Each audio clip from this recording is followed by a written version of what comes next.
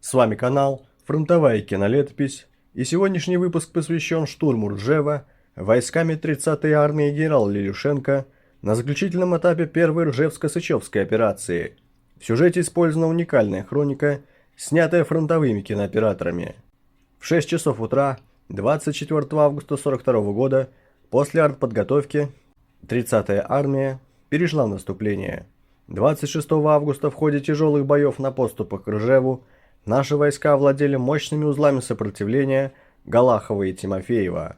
В это же время части 2-й гвардейской мотострелковой дивизии завязали бои на северо-восточной окраине Ржева.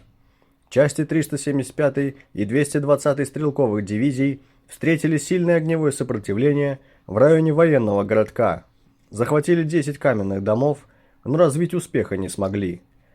После непродолжительной перегруппировки сил в целях развития успеха на правом фланге армии в направлении Старое и Новое Коростелево Лелюшенко 28 августа отдает приказ силами 379-й и 16-й гвардейской стрелковой дивизии Шафранова форсировать Волгу на участке дома отдыха имени Семашко, Поволжье и продолжать наступление.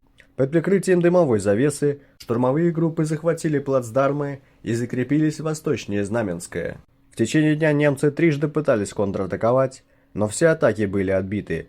Директивой ставки от 29 августа 1942 года в целях быстрейшего разгрома ржевской группировки противника и захвата города Ржева 29-й и 30-й армии Калининского фронта были переданы в состав Западного фронта Конева.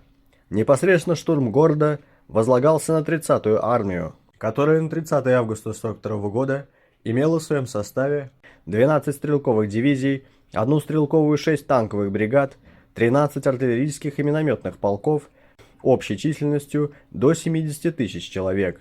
В последние дни августа войска продолжали закрепляться на недавно отбитых у немцев позициях на рубеже Ильино, Коровино и Губино. В начале сентября части 243-й стрелковой дивизии Куценко овладели опорным пунктом Копытиха, а с 3 по 6 сентября развернулись ожесточенные бои за расширение Знаменского плацдарма, которые успеха не имели. Тем временем полным ходом шла подготовка к штурму. Для ведения уличных боев сколачивали штурмовые группы. Все эти дни артиллерия и авиация наносили удары по оборонительным сооружениям немцев на северной и восточной окраинах города. С 14 по 20 сентября войска армии проводили разведку боем в районе военного городка, северной окраине рабочего поселка. Стрелковый полк 215-й стрелковой дивизии ворвался в кирпичный завод и захватил первую линию траншей. 21 сентября в 10 часов утра начался общий штурм Ржева. Штурмовые группы 215-й, 369-й и 375-й стрелковых дивизий, преодолев проволочное заграждение и 2 линии траншей, ворвались в северную часть города. Сразу же в сражение была введена 2-я гвардейская мотострелковая дивизия Чанчибадзе. Штурмовые группы, ликвидируя очаги сопротивления и очищая городские строения, медленно продвигались вперед. Бои шли за каждую улицу и за каждый дом. К исходу дня были очищены 6 городских кварталов. С 22 по 24 сентября в тяжелых и непрерывных уличных боях были очищены от немцев еще 9 кварталов в северо-восточной части города.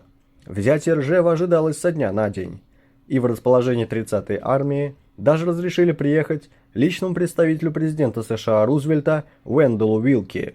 23 сентября он встречался со Сталином, а на следующий день уже был в районе Ржева, где беседовал с генерал-лейтенантом Лелюшенко. Тем временем бои продолжались.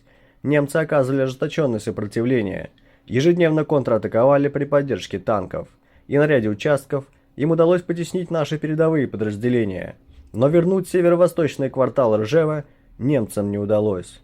Уже спустя много лет участник штурма Ржева в составе 618-го стрелкового полка Максим Сушков вспоминал: 25 сентября немцы перешли в контрнаступление. В этот день развернулось исключительно ожесточенное сражение с обеих сторон. Таких боев я не видел вплоть до конца войны. Но дальнейшее продвижение наших войск было затруднено. Дивизии армии понесли значительные потери в личном составе.